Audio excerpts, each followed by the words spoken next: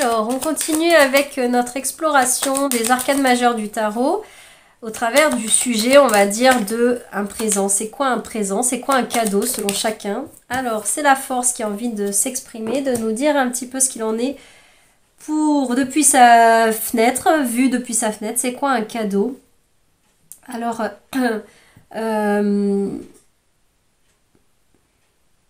pour la force, alors là, pour le coup, c'est des choses assez concrètes qui me viennent. Hein. Ça peut être des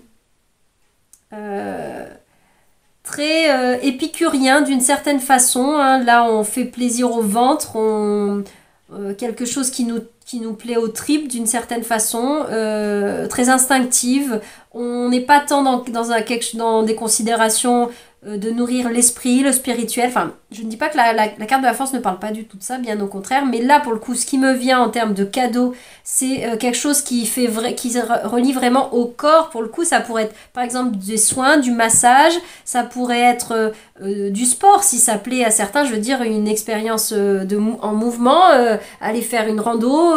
En tout cas, perçu par la force, bah, c'est un cadeau. Ça, c'est quelque chose de plaisant. C'est s'offrir quelque chose ou offrir quelque chose à partager. Voilà, ça pourrait prendre cette forme-là avec l'idée de la force. Mais vraiment quelque chose aussi qui détend, qui peut faire du bien. Alors, ça peut passer par la détente ou par l'action, mais qui peut toucher vraiment profondément le corps. Là, on passe par un rapport très direct à sa corporalité.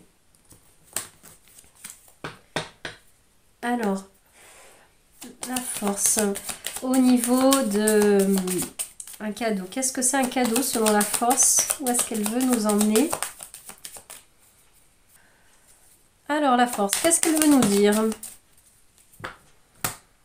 Alors, elle nous parle des abysses. Alors, pour moi, ça renvoie au côté profond, mais profond dans le corps, là, notamment. Alors, ça peut renvoyer au sport aussi. Là, on voit un plongeur, après tout, hein, ce côté-là. Hein, un côté expérience physique, presque corporelle. Pas dans le sens, j'allais dire, expérience des sens, parce que là, avec tempérance, on parlait de quelque chose de beaucoup plus subtil. Oui, on parlait des plaisirs des sens, mais c'était vraiment une expérience plus contemplative, plus liée à de l'émotionnel et plus Madeleine de Proust, hein, avec tempérance. Là, avec la force, même si ça passe par le corps et par le prisme, en effet, du physiologique, donc du sensitif, du sens, des sens à ce niveau-là, mais il est beaucoup plus question... C'est beaucoup plus cellulaire, là. C'est beaucoup plus incarné, vraiment, au sens de c'est plus dans la chair que ça se vit. Alors, ça peut être faire bonne chair, hein, littéralement, au niveau épicurien, comme j'ai dit tout à l'heure. Et ça peut être aussi, du coup, par le sport. Voilà, on retrouve ce côté-là. Mais on va en profondeur. Ou alors, c'est un soin, par exemple, je pense à des soins qui vont aller dans une profonde détente musculaire.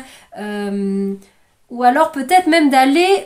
Je sors, ça fait quand même un appel au corps, mais là je pense par exemple, et ça peut être une forme de cadeau qu'on s'offre à soi-même, notamment, au-delà de l'offrir à quelqu'un d'autre, d'aller s'offrir une séance de soins, mais notamment un peu de thérapie, qui peuvent être par exemple, qui nous mettent dans des états modifiés de conscience, mais qui passent beaucoup par le corps, par exemple le MDR qui passe par les mouvements oculaires, ou l'EFT, je ne sais plus exactement la forme, qu'est-ce qu'il y a d'autre, il y a...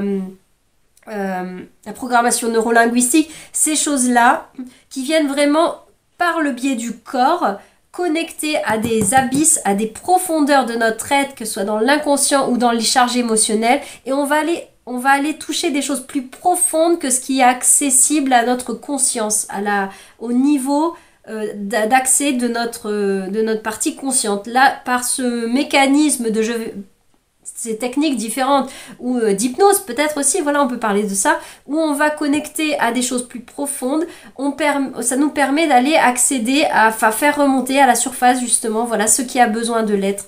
Et peut-être que le moment pourrait être venu, là c'est comme si on disait que vous avez suffisamment de force, vous en êtes capable, vous êtes suffisamment solide, robuste pour aller vous frotter à ça. Voilà, cadeau un peu particulier, hein, peut-être, hein, l'attrait cadeau de thérapie de soi à soi. On se fait ce cadeau d'aller plus loin dans notre démarche de guérison, dans notre démarche ou d'exploration de nous-mêmes. Mais là, au-delà, c'est pas une exploration en mode basé sur la parole, l'analyse, mettre du sens sur ce qu'on a vécu, etc. Là, c'est vraiment très physiologique, hein, comme je vous ai dit. Genre EMDR, EFT, programmation neurolinguistique, etc. On va aller décoder ou réencoder le corps. Là, on fait ou du chamanisme, hein, ça peut être beaucoup ça aussi. Des choses très vibratoires, mais qui vont dans de profondeur. C'est très tellurique, là, pour le coup. On n'est pas dans de la décorporation, voyage astral, où on fait méditation, mais en mode... oui, on sort du corps, ou je ne sais pas quoi, on visite des vies antérieures. C'est pas de ça, là. C'est pas tant sur quelque chose d'éthéré, d'aérien ou d'émotion, enfin, de très aérien. Il est question d'aller vraiment, vraiment dans le profond du corps, là. Avec ce que nous dit les abysses et la force. Alors, qu'est-ce qu'on peut avoir en complément par rapport à cette notion de cadeau à laquelle la force nous invite?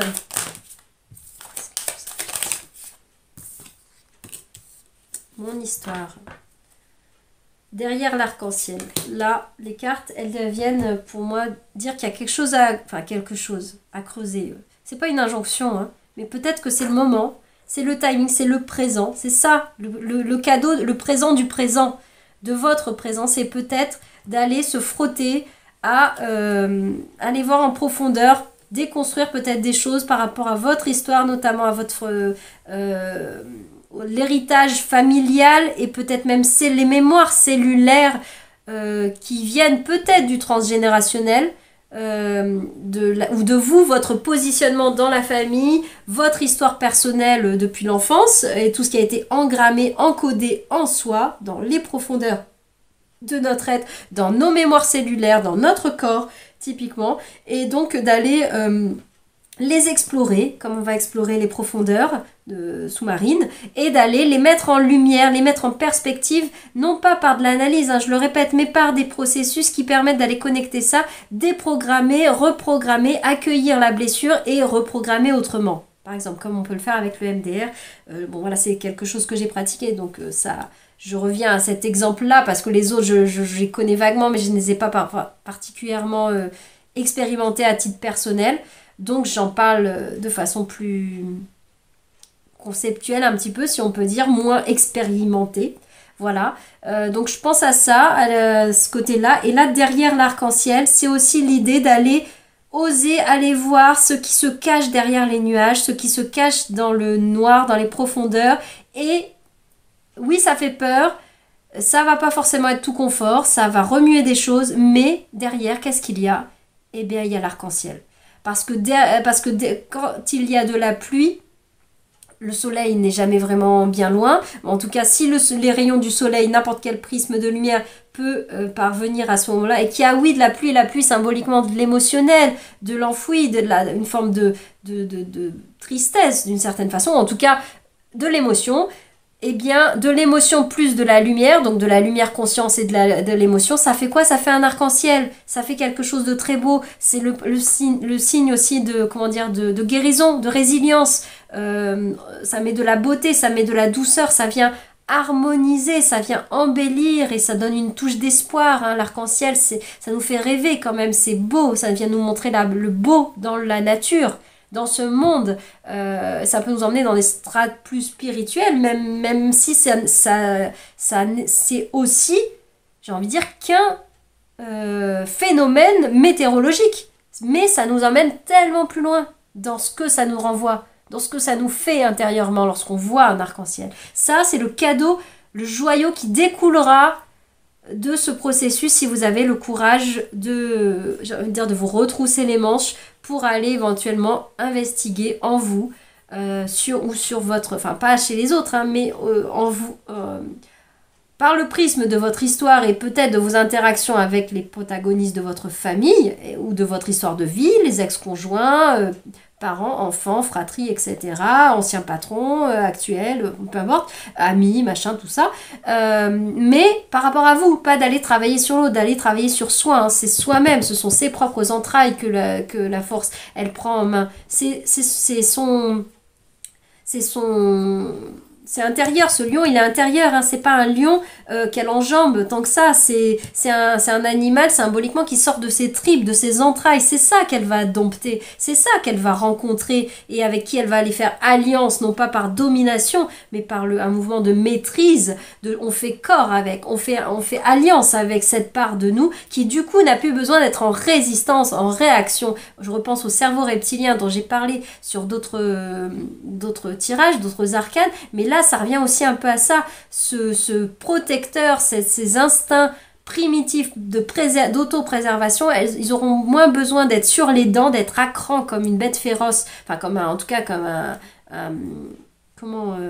un fauve ou je ne sais pas quoi, je veux dire féroce ou pas féroce, mais en tout cas un animal avec son instinct de domination, de préservation, il n'aura pas autant besoin d'être sur les crocs, d'être sur les dents et de paraître un peu à cran ou prêt ou menaçant d'une certaine façon.